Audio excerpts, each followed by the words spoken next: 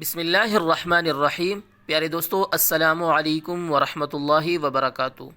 پیارے بھائیو، آج کی ویڈیو بہت ہی اہم ہونے جا رہی ہے۔ جیسا کہ آپ کو معلوم ہے کہ ایک دن کے بعد یا 2 دن کے بعد عید الفطر ہے، اور عید الفطر کی جو نماز پڑھی جاتی ہے وہ سال میں ایک مرتبہ پڑھی جاتی ہے۔ لہٰذا بعض اوقات بعض حضرات کو یہ اس نماز کا طریقہ بھول جاتا ہے یا آتا نہیں ہے، تو آج کی ویڈیو میں آپ کو عید کی نماز کا مختصر اور آسان الفاظ میں طریقہ بتاؤں گا۔ سب سے پہلے سوال ہے ہمارے پاس کہ عید کی نماز کی کتنی رکعات ہیں اور پڑھنے کا طریقہ کیا ہے؟ جواب سن لیے۔ اس جواب کے اندر آپ کو عید کی نماز کا مکمل طریقہ بتایا جائے گا۔ سب سے پہلے عید کی نماز کی 2 رکعتیں ہیں۔ عید کی نماز کے لیے اذان اور اقامت نہیں ہوتی جیسے عام نمازوں کے لیے اذان اور اقامت ہوتی ہے۔ عید کی نماز کا طریقہ یہ ہے کہ سب سے پہلے اس طرح نیت کیجئے کہ میں نیت کرتا ہوں 2 رکعت نماز عید الاضحیٰ یا عید الفطر کی۔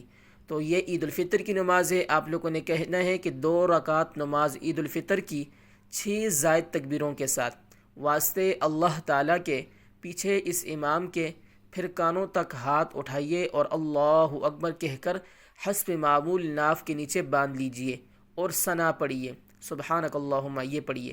پھر کانوں تک ہاتھ اٹھائیے اور اللہ اکبر کہتے ہوئے ہاتھ چھوڑ دیجئے۔ پھر ہاتھ کانوں تک اٹھائیے اور اللہ اکبر کہہ کر ہاتھ چھوڑ دیجئے۔ پھر کانوں تک ہاتھ اٹھائیے اور اللہ اکبر کہہ کر ہاتھ باندھ لیجئے۔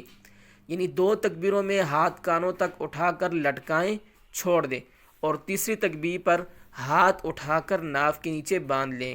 اس کے بعد امام اونچی آواز میں قرات کرے گا، قرات یعنی سورہ فاتحہ پڑھے گا اور کوئی سورت ملائے گا، اور مقتدی اس کے پیچھے خاموش رہے گا۔ قرات مکمل ہونے کے بعد بقیہ رکعت رکوع اور سجدہ وغیرہ دیگر نمازوں کی طرح ادا کریں جس طرح عام نمازوں کے اندر انسان ادا کرتا ہے۔ اس کے بعد دوسری رکعت کے شروع میں امام اونچی آواز میں قرات کرے گا، یعنی سورہ فاتحہ پڑھے گا اور کوئی سورت ملائے گا اس کے ساتھ، اور مقتدی خاموش رہے گا۔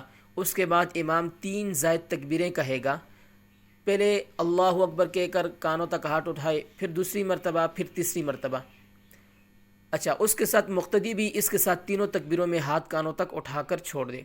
پھر چوتھی تکبیر کہہ کر 7 ہاتھ اٹھائے بغیر، یعنی چوتھی تکبیر کہنی ہے لیکن ہاتھ نہیں اٹھانے، رکوع میں جائے، اور پھر دیگر نمازوں کی طرح 2 سجدوں کے بعد التحیات، درود اور دعا پڑھ کر سلام پھیر دے۔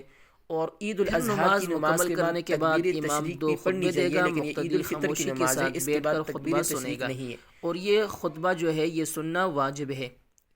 اور اللہ تعالی ہمیں عید الفطر کی نماز پڑھنے کی توفیق عطا فرمائے اور اس کو اپنے دربار عالیہ میں قبول فرمائے، آمین۔